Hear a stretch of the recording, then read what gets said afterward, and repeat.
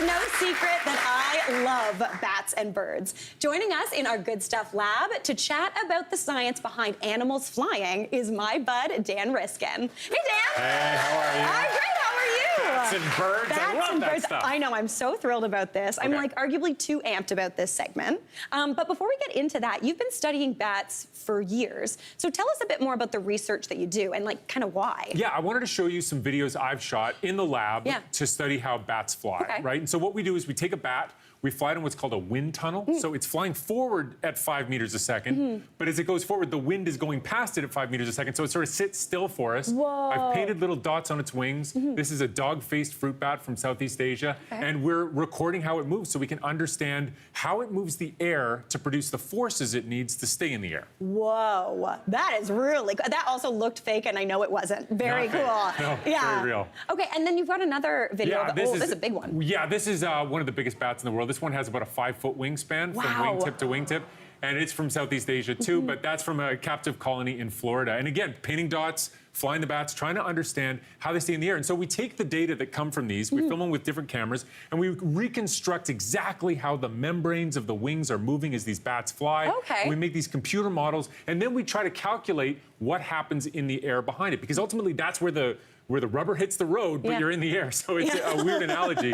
It's where the wing hits the vortex, and it's all about vortices. Okay, cool. Now, we also have a video of an owl in flight here. Yes. Okay. And what I like about this video, which some colleagues of mine shot, is that you can see the vortices. So this owl is flying through a cloud of bubbles, and the cloud is lit with a sheet of light. So as it goes through, you can really see the spinning air because it's spinning the air, making those little tornadoes, those vortices, and that's what keeps it up in the air. That is so cool. Well, I feel like I really want to see this working in this studio.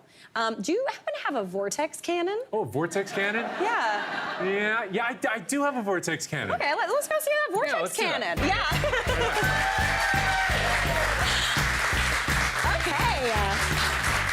Wait, Dan, that's a garbage can. That is a garbage can.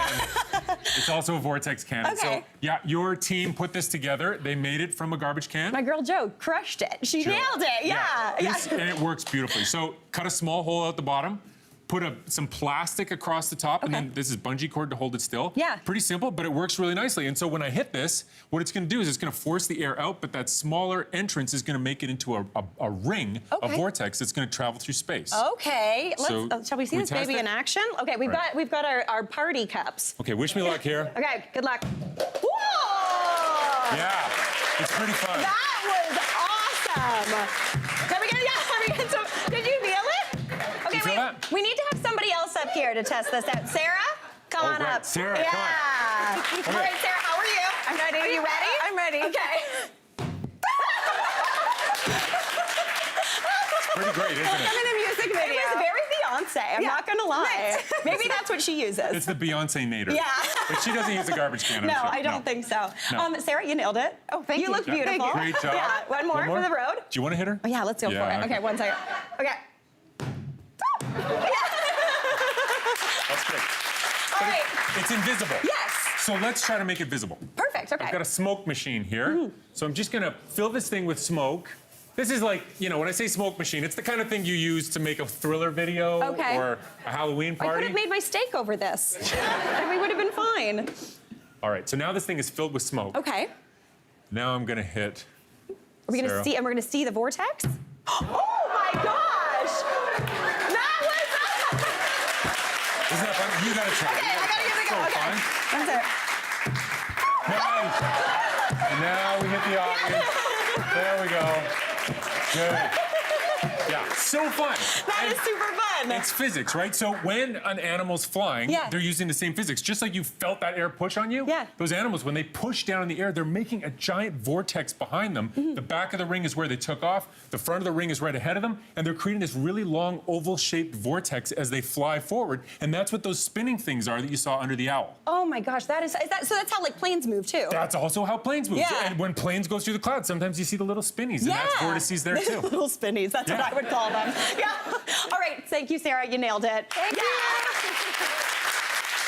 What do you do when you work with me? sometimes you get shot with smoke rings. That's I feel how it like it's a happens. good That's how it thing. happens. All right, so this is beyond cool, but you're going to show us another way that we can see kind of the vortices in action. Yeah, so paper airplanes. I just Classic. wanted to make sure everybody had something. I mean, if you're not going to build a vortex cannon, you should build a vortex cannon. 100%. I mean, if you've got kids, you're going to be the hero of the year Yeah. with this thing, right? Hitting things from a distance. Yeah. Anyway, but paper airplanes, a lot of people know the standard paper airplane. Classic, yeah. I'll tell you one thing you can do to make your paper airplane fly better, and then I'll show you why it's not the best design and you could use another one. Okay. So a lot of people, when they make a paper airplane, they tilt the ends down like this because it looks cooler, like a fighter jet. It does look like Top Gun. But it doesn't have much rotational stability. So if you give that a toss, I think it might fall over to the side. Oh, of course it goes pretty perfectly. good. Yeah, that was just me.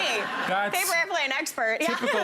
typical of paper airplanes. They're always unpredictable. It's true. But I promise you that you can improve the flight ability of a paper airplane if you do what's called dihedral. So if you have this edge here and you throw it, that's going to make it so that as it swings side to side, it wants to sit into a stable thing, so it won't roll over. Oh, okay, cool. So it's got more stability. So this will hope, if it does worse, I'll just be so angry. Okay.